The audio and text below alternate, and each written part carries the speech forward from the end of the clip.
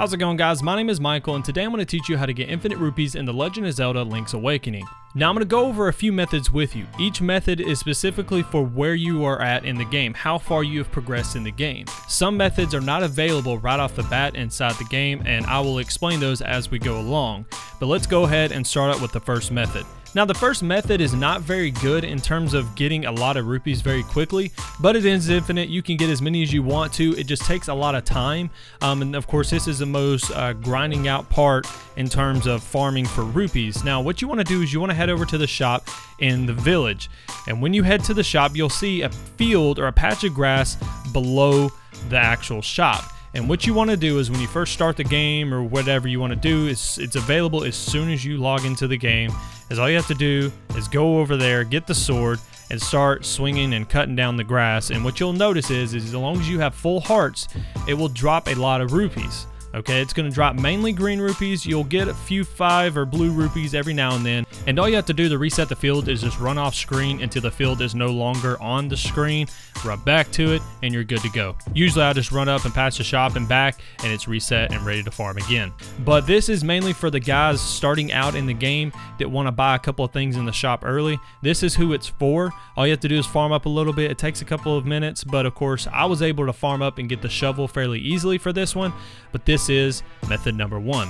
Now this next method is also available when you first start the game. Now with this method I do recommend getting about 40 or 50 rupees to go ahead and get you started, but it is going to be farming the trendy game. The trendy game is located directly south of the shop in that field that we were talking about farming before.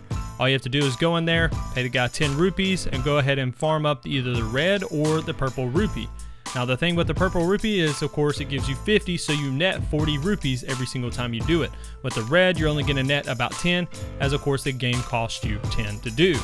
All you have to do is once you collect the purple rupee, leave the shop, go back into the game, and it'll be respawned, and then just keep farming from there. Of course this one does require a little bit of finesse. You need to understand the actual mechanics of the claw when you do it. As you can see in mine, I seem to have the best luck when I actually grab it from the bottom left where that last hook is on the left side. But of course, you know, just kind of fool around with it. Go ahead and use those 30, 40 rupees or whatever to try to figure out what works best for you. And of course this is a good way to farm rupees. Now the second method I really didn't even want to mention because of the fact that it's very tedious and you really aren't going to net a lot until you've already beaten most of the dungeons and or beat the game. But it is actually making your own dungeon through Dompe. And what you can do is once you beat certain dungeons and once you beat certain areas in those dungeons, they're going to become available to you in the Dompe's dungeon maker, I guess you could say. And if you get the rupee room, you can add in the rupee room, you can add in some chests that has rupees in them, and then of course if you beat the game, you can actually add in this thing called rupee rain. And what that is well, you can implement it into a specific room and it'll rain down rupees. And now of course you have to collect them fairly fast. So, you know, do what you will with it, but again, I think the next method is going to be your best bet.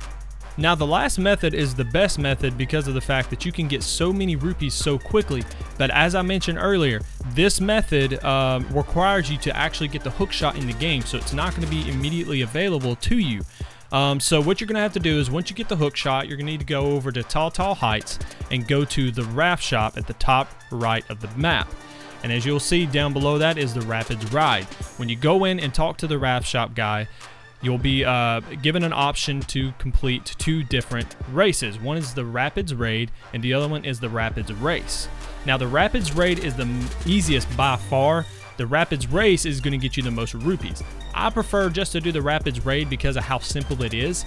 But if you think you can beat the Rapids Race in less than 30 seconds, you will be rewarded with 300 rupees. Of course at the cost of 100 rupees. So you will be netting 200 rupees every 30 seconds.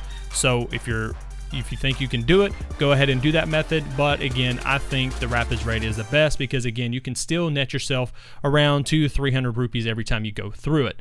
Now, of course, when you actually do it, you want to utilize the hook shot and try to jump up and grab as many red rupees as possible.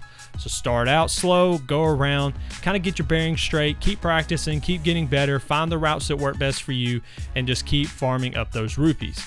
And there you have it, guys. Those are the ways to get infinite rupees in The Legend of Zelda Link's Awakening. If you enjoyed the video, make sure you hit the like button and consider subscribing to the channel if you're new. But guys, thanks so much for watching. Have a good day, good night, wherever you are. Until next time, peace out.